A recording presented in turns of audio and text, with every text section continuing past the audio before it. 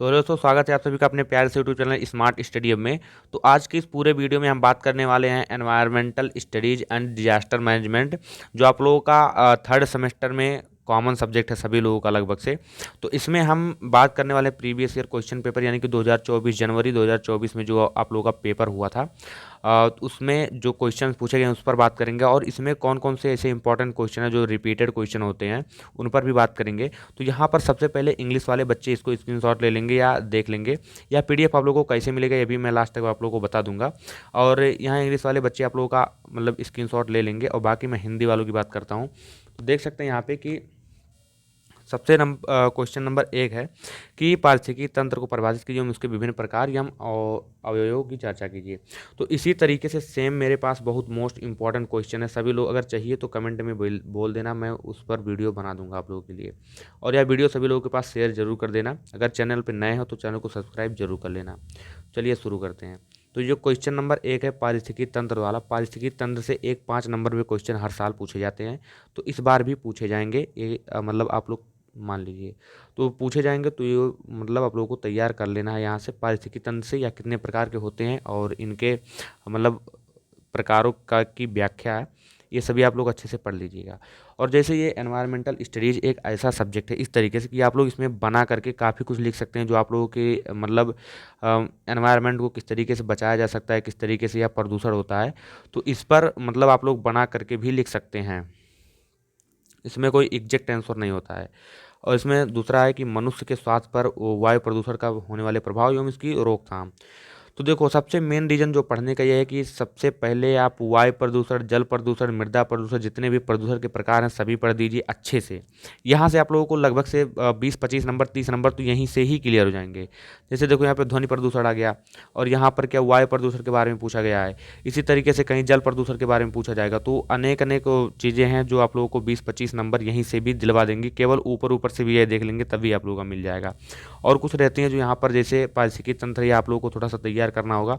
और biological oxygen demand, या आप लोग केमिस्ट्री में पढ़े होंगे बीओडी सीओडी, या भी 5 नंबर में पूछा गया था पिछली बार, और आप लोग भी तैयार कर लेना, पूछा जाएगा।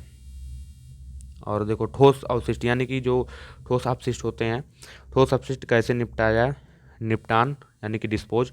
और इसके बाद ध्वनि प्रदूषण, जैसा कि मैंने बताया ध्वनि प्रदूषण भी आप लोगों का इंपॉर्टेंट है। ध्वनि प्रदूषण से भी क्वेश्चन पूछे जाते हैं। हालांकि सब्जेक्ट ऐसा ही है कि आप लोगों का ध्वनि प्रदूषण, जल प्रदूषण, वायु प्रदूषण, और उसके बाद हो गए मतलब प्राकृतिक आपदाएं हो गई, जैसे बाढ़ हो गया, सूखा हो गया, ये सभी नया ऐड हुआ है। लेकिन हालांकि जो नए सब्जेक्ट टॉपिक ऐड हुए हैं वो सभी पूछे जाएंगे। पिछली बार भी पूछे गए थे, इस बार भी पूछे जाएंगे। तो यहाँ पर आप लोगों को समझ में आ गया हो गया, ठोस अपशिष्ट में हो गया, और ध्वनि प्रदूषण हो गया। ग्लोबल वार्मिंग, ग्लोबल वार्मिंग भी आप लोगों को तैयार करना मोस्ट इंपॉर्टेंट है। ग्रीन हाउस का प्रभाव, ये सभी तैयार कर लेना है आप लोगों को। और तीसरे क्वेश्चन में कि जल में अशुद्धियाँ यानी कि इम्प्योरिटीज मतलब जो के कारण जल प्रदूषित होता है, जल में किन अशुद्धियों के कारण जल प्रदूषित होता है। तो ये भी आप लोगों को तैयार कर लेना, यानी कि ये जल प्रदूषण का मतलब जल प्रदूषण से मतलब वो है रिलेटेड है। तो आप लोग जल प्रदूषण से आप लोग लिख सकते थे इसमें। तो वही 30-35 नंबर तो यहीं से ही आ जाते हैं कि जल प्रदूषण, वायु प्रदूषण और मृदा प्रदूषण, ये सभी। और तीसरे का बा है कि जो ई वेस्ट एंड सॉलिड वेस्ट में अंतर स्पष्ट कीजिए। या अगर आप तीनों में से 2 ही क्वेश्चन करना है, चाहे आप ये दोनों कर दीजिए, चाहे ये दोनों कर दीजिए, चाहे ये दोनों कर दीजिए, जो भी आप लोगों को अच्छा लगे। और यहाँ पर प्राकृतिक आपदा और मानव जनित आपदा के बारे में बताइए, यानी कि natural disaster and man made disaster में के बारे में आप लोगों को बताना है। बहुत ही आसान है, अगर एक बार आप लोग सिलेबस खत्म कर देते हैं ऊपर से ऊपर तो आप लोगों को तैयार हो जाएगा। जो मैंने वीडियो में बताया था सुपर टिप्स की कैसे आप लोगों को पास होना है कम समय में, तो उसमें मैंने इन सभी के बारे में बात किया था कि आप लोगों को जल्दी जल्दी एक बार सिलेबस खत्म कर देना है। अगर नहीं देखा तो जा करके देख लेना, चैनल पे नया है तो मिल जाएगा। और चौथे में बात करें कि प्राकृतिक आपदा प्रबंधन की व्याख्या कीजिए। तो आपदा के बारे में अभी यह सिलेबस पिछली बार ऐड हुआ है आपदा वाला, और आपदा वाला बहुत ही इंपॉर्टेंट है। आपदा से हर साल नहीं पिछले साल पूछा गया था, तो अब से वह ऐड हो गया है तो हमेशा पूछा जाएगा। जैसे देखो यहाँ पर प्राकृतिक आपदा एक क्वेश्चन यहाँ से 5 नंबर में, दूसरा यहाँ से, और तीसरा यहाँ से, और उसके बाद चौथा जो है, हाँ बस 3 क्वेश्चन आप लोगों के मोटा मोटा पूछे गए थे, उसको पढ़ लेना आप लोगों को। देखिए आपदा प्रबंधन की व्याख्या कीजिए। आपदा प्रबंधन ज़्यादा प्रभावी कैसे बन सकता है, तो ये भी हो गया। उसके बाद संचारी रोग कोरोना वायरस के बारे में लिखिए, जो कोरोना वायरस आप लोग का फैला हुआ था तो इसके बारे में लिखना है, या सभी नया ऐड हुआ है। प्राकृतिक आपदा, मतलब आपदा मित्र क्या होता है, इसकी भूमिका क्या है। अब चलिए बढ़ते हैं लास्ट क्वेश्चन की तरफ, जो लास्ट वाला क्वेश्चन है।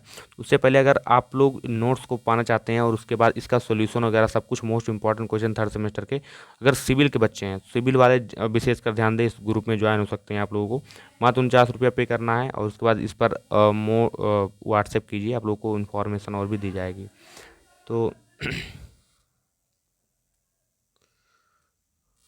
अब ये रहा कि क्या है कि 5वां नंबर जो भी है कि हयोगो फ्रेमवर्क एक्शन के बारे में लिखना है, या कि राष्ट्रीय प्राकृतिक आपदा प्रतिबल एवं राज्य आपदा प्रतिक्रिया बल के बारे में संक्षिप्त में जानकारी देना है। और सहायक राहत के लिए न्यूनतम मानक हेतु दिशा निर्देश।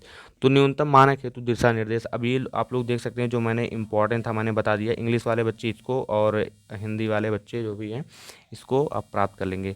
और यह पीडीएफ आप लोग को टेलीग्राम चैनल पर मैं भेज दूंगा, वहाँ से आप लोग इसको इजीली डाउनलोड करके कहीं से भी शेयर कर सकते हैं। तो ये रहा पूरा आज का वीडियो। तो चलिए मिलते हैं नेक्स्ट वीडियो में बहुत जल्द, नेक्स्ट वीडियो के साथ। तब तक के लिए आप लोग इसको पढ़िए और उसके बाद नेक्स्ट वीडियो लेकर के आना किस टॉपिक पर, वो भी कमेंट में बता दीजिएगा। मिलते हैं मैं हाँ नेक्स्ट वीडियो में। Thank you for watching. Video देखने के लिए आपको बहुत बहुत धन्यवाद। Bye bye.